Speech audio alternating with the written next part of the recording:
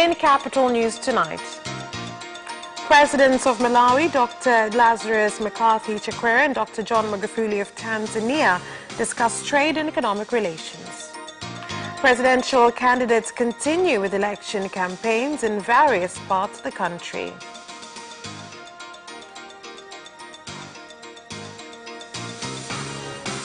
And in sports, Tanzania Premier League Board confirms changes to the mainland Premier League between rivals Yanga Sports Club and Simba Sports Club.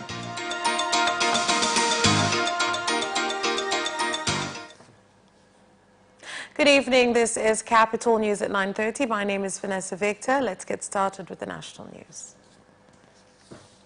The President of Malawi, Dr. Lazarus McCarthy Chakwera, has met with President Dr. John Magufuli at State House in Dar es Salaam, whereby they agreed to utilize economic opportunities and strengthen the economies of the two countries.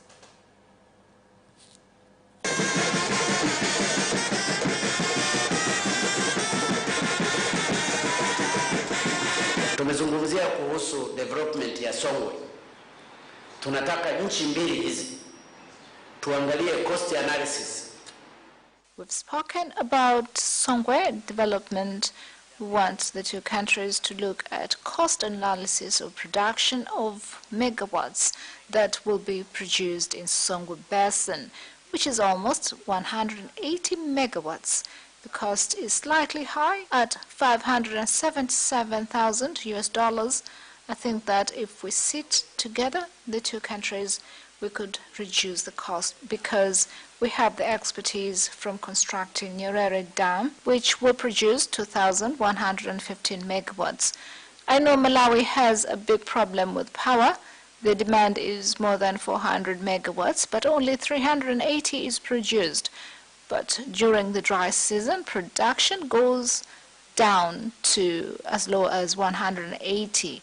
And since Tanzania, very soon we will have more. We've spoken with Honorable President that we can give some to Malawi as we wait for the development of Songwe Basin, which will produce 180 to be shared between the two countries. Because time has come for Africa to tell its own story, define its own destiny, and move according to its own speed, rather than wait for others to tell that story for us. And I'm extremely delighted that we will have pretty soon more Tanzanian business people partnering with Malawian business people. We will have more infrastructure that serves the two nations better. We will have truly a sharing of best practices, for example, in terms of mining, which you are already more experienced in.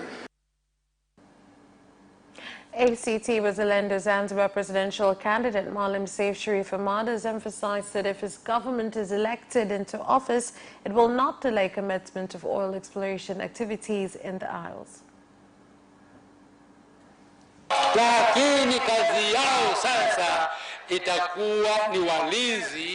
Their job will be to patrol our coastal area, and they will be called Zanzibar Coastal Guards. Nobody will be left out. Farmers, we will help them with farm implements, fertilizer, good seeds, and experts. And once you harvest, you will have a market to sell your produce.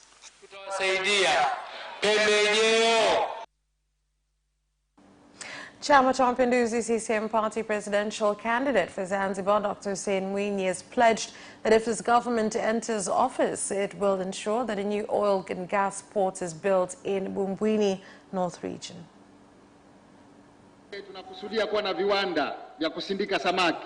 We plan to have factories to can fish, so there is a ready market.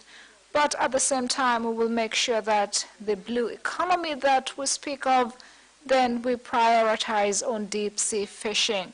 Regarding agricultural produce and other produce, we'll make sure that we get markets and good price by starting industries in Zanzibar. Regarding tourism, when we speak about the blue economy, there are many areas and one of them is tourism.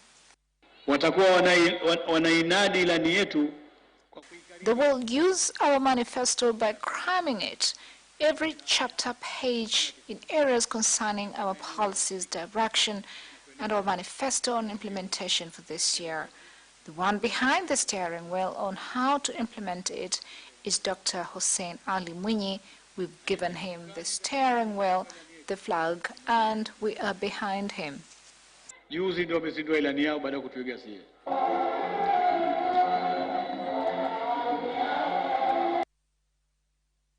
And Sauti Party presidential candidate Mutamega Batamgaiwa has continued with campaigns in various parts of the Dodoma region, where he pledged to use natural water sources to ensure Tanzanians get clean and safe water from their homes to their farms, and that investors, industries and public institutions will pay for the service.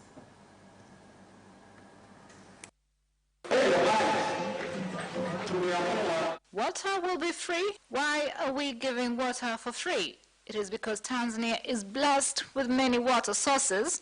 We'll also enable Tanzanians to do irrigation farming. This will be for 5 years. After you've been enabled, then you will contribute.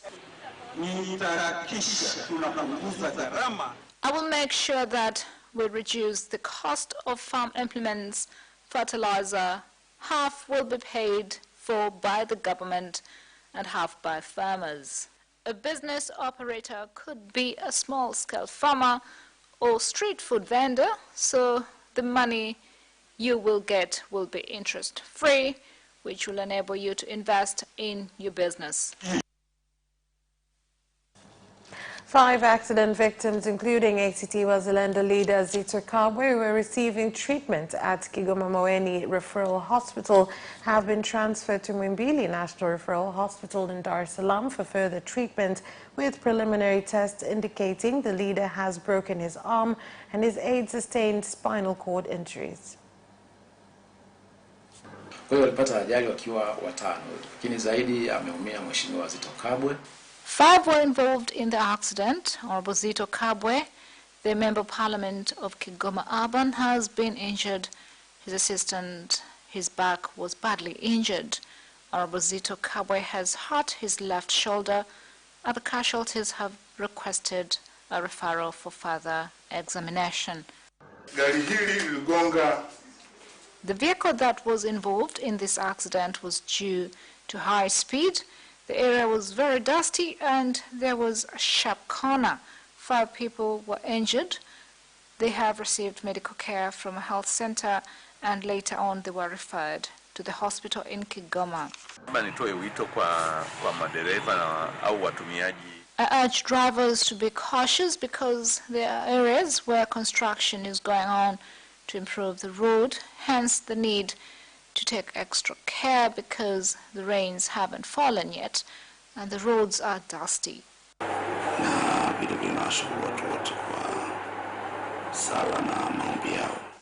I'm grateful to everyone for their prayers. It is by God's grace that we are still here, otherwise we would have been far worse.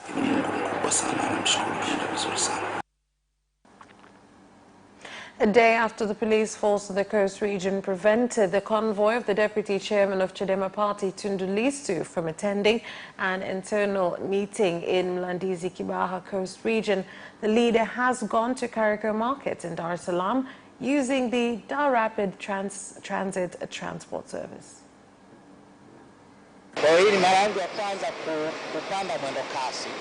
This is the first time I've been on rapid transport. I think it is a good form of transportation and it should be a form that is used in big cities like Dar es Salaam. In all big cities in the world, there is 1 or 2 bus service providers, so if you want to be better, then it must be the main form of transport for Dar es Salaam.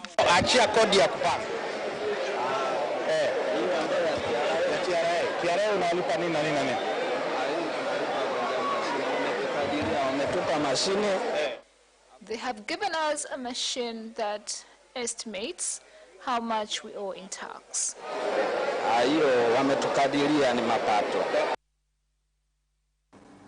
Standard 7 students have today begun their national exams, with some parents and guardians urging students to avoid cheating in the exams, also calling for legal action to be taken against teachers found aiding students with answers.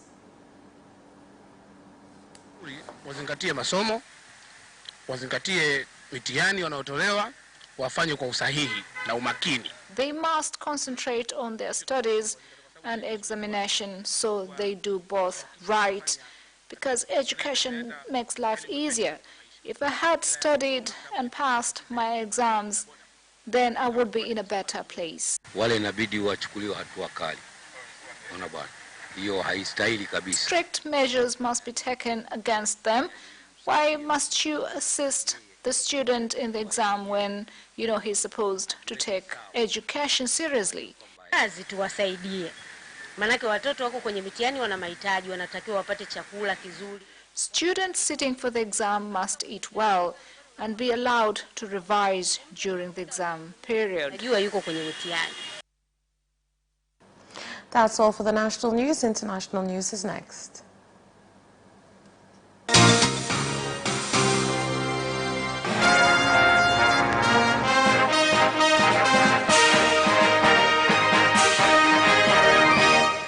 And in international news, a court in Kenya has found 2 men guilty of helping Al-Qaeda-linked fighters launch a 2013 assault on a shopping mall in Nairobi, where gunmen massacred at least 67 people. The third man, who also faced charges under the country's Terrorism Prevention Act, was acquitted on all charges in the judgment that was announced this Wednesday. I'm satisfied that from the detailed evidence tendered by the expert on digital forensic examination hearing, the information contained in the videos obtained from the sites visited by the first accused person on his laptop were for use in investigating commission of a terrorist act. It was not a single video, there were several videos that will show a pattern that in fact this was someone who was very much interested and was using the content that was there. In the videos, as has been pointed out, there are people who are encouraging or urging others to take up arms against other people who are being referred to as infidels. And indeed, it has been shown through the evidence that at the scene of the attack, the attackers referred to the victims as infidels, and other videos showed a demonstration of how a terrorist attack should be executed, and that is what happened in this case. Members of Parliament, ethnic leaders and women groups in the Democratic Republic of Congo have met with President Felix Tshisekedi, whereby they urged him to strengthen security in eastern parts of the country, particularly in Beni, where more than 4,500 people have been killed by ADF rebels since 2014 till date.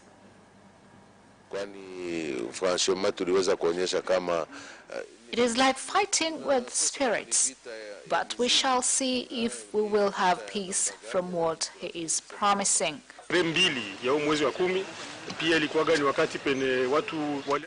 2nd of this month is when the Beni killings started, and up to now 4,500 people have died. As members of parliament, we are saddened by what is going on.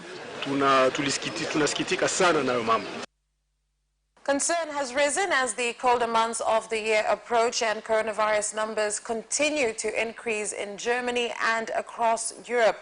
Joining us now with an update on the situation is our correspondent Thomas Sparrow with our media partner Deutsche Welle. So Thomas, what parts of Germany have been described as high-risk zones? In particular here we're talking about major cities like Berlin, the capital, Frankfurt, Munich, Hamburg. Cities tend to be now a very big part of the problem here in Germany as coronavirus infections have developed. So a few months ago, for example, we had localized outbreaks in meat processing plants or in other parts of the country, smaller outbreaks. Now the focus is on major cities, and in particular within those major cities, people who on the one hand may be going out partying and as such are more relaxed about coronavirus restrictions, and on the other hand, people who are flouting some of the coronavirus restrictions. And that's the reason why, on the one hand, cities like Berlin announced a new a nighttime curfew between 11 p.m. and 6 a.m. for bars and restaurants. And at the same time, Germany's 7 major cities also announced that they had imposed 35,000 fines for people who had not respected coronavirus rules, and as such they had been able to get around 3 million euros in fines. So this gives you an idea of where the focus lies now here in Germany when it comes to controlling the coronavirus pandemic. The country as such has seen an increase in the number of coronavirus cases, yet it's also important to stress that compared to other European countries, Germany has fared well and continues to fare well. You've just mentioned some of the repercussions. Has the government response helped to deter some of these rule breakers? This is something that will take some time to determine. It's normally when you impose certain restrictions in coronavirus times, it takes 1 or 2 weeks before you can actually see, for example, whether this curfew in Berlin during nighttime, so 11 to 6, will actually have an effect. That's something that you will see first and foremost in a couple of weeks, but it is clear that authorities were actually forced to impose these fines at the beginning. For example, here in Berlin, authorities were not necessarily eager to impose fines. They had actually asked people voluntarily to wear masks or to keep social distancing, but it was clear very quickly that they had to have some sort of fine in place, and that's why authorities, for example, agreed on a minimum fine of 50 euros for people not wearing masks on public transport. At the same time, now they have announced fines for people who do not put their correct personal information when they go to bars and restaurants. If you go to a bar or to a restaurant here in Germany, you have to give your personal details. That has a very important reason, contact tracing. So if someone is positive in one of those bars, they can clearly see who was there at what time. But what we've seen, and I saw that personally as well when I was doing a report on coronavirus at night, is that people write Mickey Mouse or Donald Duck, and as such, authorities have now said that they will impose fines if they find out that people are not putting their correct information when they go to bars and restaurants. So again, there is a fine line between government and authorities asking people to behave, to keep those rules, and on the other hand, governments and authorities actually imposing fines because they see that some people without a fine would not necessarily respect the rules. Now, speaking of that, considering the consistently devastating effects of the coronavirus pandemic over the past months, and with people still not taking it as seriously as they should, and with the measures that the government have taken, now let's say this doesn't seem to resolve the issue or impart the seriousness of the matter. Are there other stricter measures being looked into beyond fines and penalties? Yes, there are other possible rules or the possible measures that are being looked into. In fact, that's something that the government is now discussing, what the strategy will be for the coming months, in particular when we see that the next few months will be the colder months of the year. This is important when you're talking about coronavirus, because if the weather is hot, people tend to be outdoors, and the risk of getting coronavirus is less if you are outdoors than if you are indoors. So that's why, for example, the government has now also been asking people to ventilate.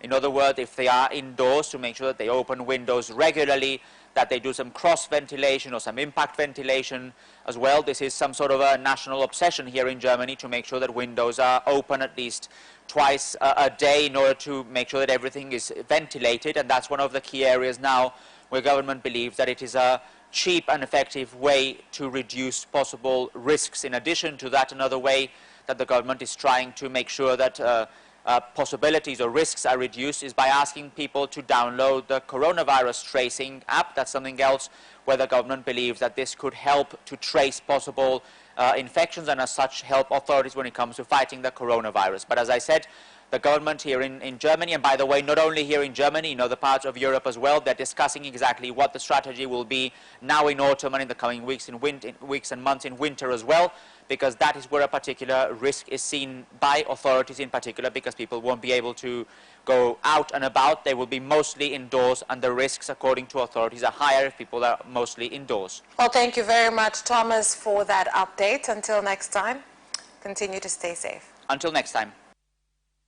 That special report ends our international news. We'll be back with business news after this short break.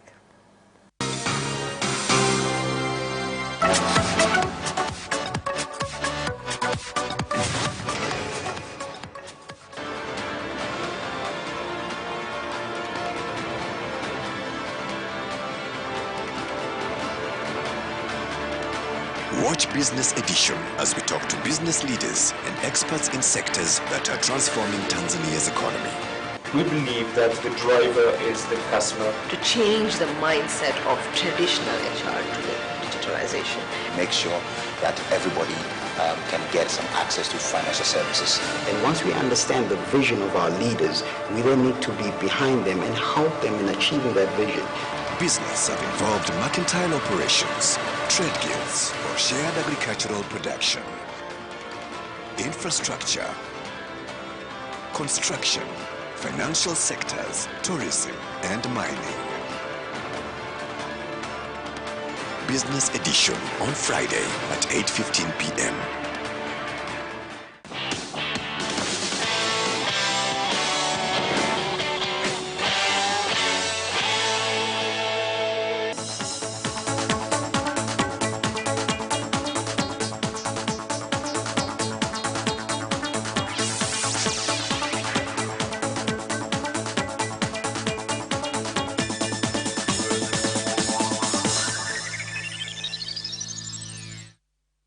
This news.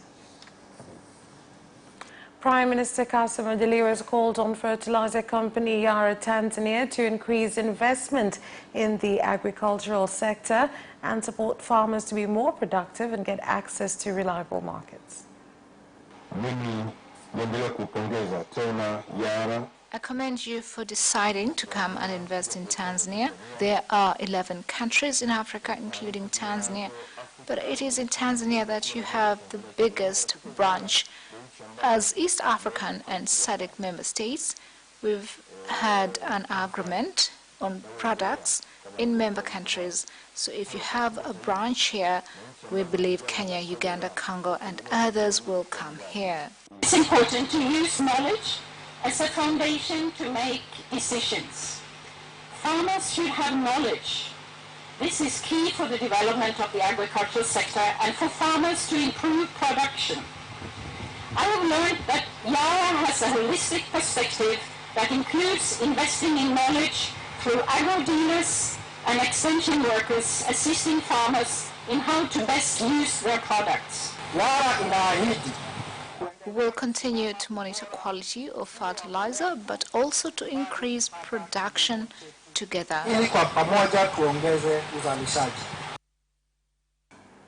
The EU ambassador in Tanzania, Manfredo Fanti, has assured the government of continued cooperation in empowering the private sector due to its importance in bringing about economic growth and sustainable development. How the European Union is partnering with Tanzania and with other countries, with the public sector, in the dialogue and cooperation with the government, but also very much with the private sector, because the private sector is extremely important to push the economy of every country. And we are very attached and very committed to a constructive relation with the private sector, not only at the level of individual enterprises, but also at the level of dialogue with the association of business. For instance, we have a very close relations and contact with the East African Business Council. Markup has taken us 10 steps forward. We're grateful to God because there were many things that we lacked knowledge, but through markup we now have an understanding.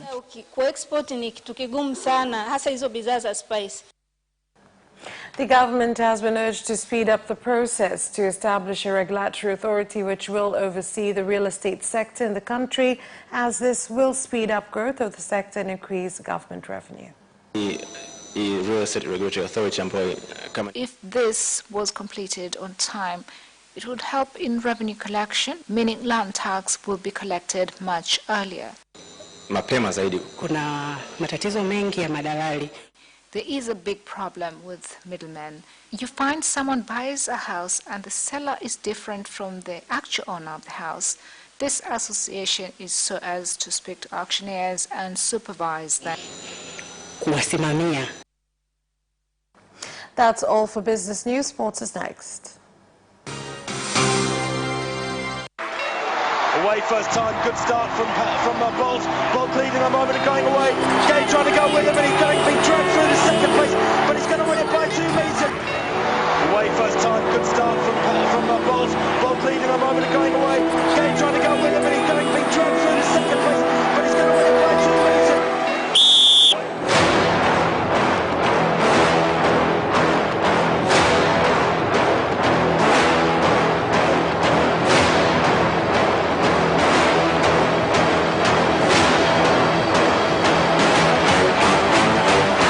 Opposition, Joaquinho, he did lose to Lynn.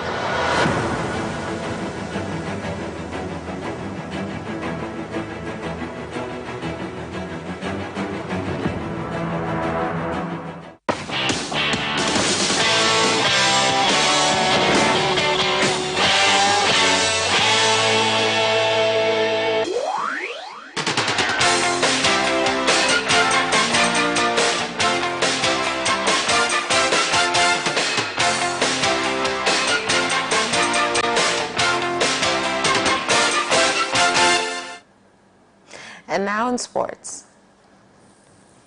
Tanzania Premier League board TPLB has confirmed changes to the mainland Premier League, pitting rivals Young Africans Yanga Sports Club and Simba Sports Club. Here's the story. The Kariakoo Derby, which was the first meeting between the two giants in the 2020-2021 campaign, has now been moved from October 18, 2020 to November 7, 2020 and will still be played at Benjamin Mkapa Stadium. TPLB has confirmed through a signed statement the change of date has been necessitated by the fact that the two giants have key players turning out for their respective countries during the international break and will thus have problems arriving back in Tanzania in readiness for the derby owing to strict COVID-19 measures. Last season the two giants met 3 times, with the first round ending in a 2-all draw before Yanga turned on the screw to win the second round fixture 1-0, but they again faced off in the semi-finals of the FA Cup where Simba won 4-1. Taifa Stars captain Bwana Samatta is confident of a win on Sunday against Burundi due to the quality of players in the squad called by coach Etienne Ndaidagije. Niko freshi kabisa na naamini kwa wachezaji ambao wameitwa kwenye kikosi cha timu ya taifa. I am well and I believe with the kind of players called in the national team, I'm sure we will have good results. I saw the names of the players called when the league was proceeding and all the players are fit, so I believe the team will get good results. Mazingira mapya, unakutana na watu wapya, vitu vipya, lugha mpya, aina mpya ya uchezaji, timu mpya, kila kitu kipya. Na hiyo ndio changamoto ya kwanza ambayo unakutana nayo. Anthony Davis' three-pointer with 39.5 seconds left was the backbreaker. James finished with 28 points, 12 rebounds and 8 assists, and the Lakers beat the Miami Heat 102-96 in Game 4 of the NBA Finals. Here's the report. The Lakers lead 3-1 and can win the title when the series resumes Friday. Kentavious Caldwell-Pope scored 15 and Danny Green added 10 for the Lakers, who didn't trail at any point in the final 20-plus minutes. Davis' three-pointer in the final minute made it 191, starting the celebration that took the Lakers all night to earn. Jimmy Butler scored 22 points for Miami, who got 21 from Tyler Herro, 17 from Duncan Robinson, and 15 from Bam Adebayo, who returned after missing 2 games with a neck injury. A sharp rise in the number of footballers concerned for their mental health has continued in 2020, according to figures from the counselling body Sporting Chance. Here's more. In the year to September, 464 members of the Professional Footballers Association accessed counselling services, compared with 653 across all of 2019. This maintains a trend in which numbers have quadrupled since 2016, when 116 members accessed the services. The PFA has 4,000 members, meaning that in only 9 months of the year, more than 10% have sought some form of support. Of those who have done so, 42% are current players, with 55% former players and 3% family members given access to the services. 95% of the calls were made by male members of the union and 5% by female members. And that sports item ends our news bulletin. My name is Vanessa Victor. Thank you for watching. Good night.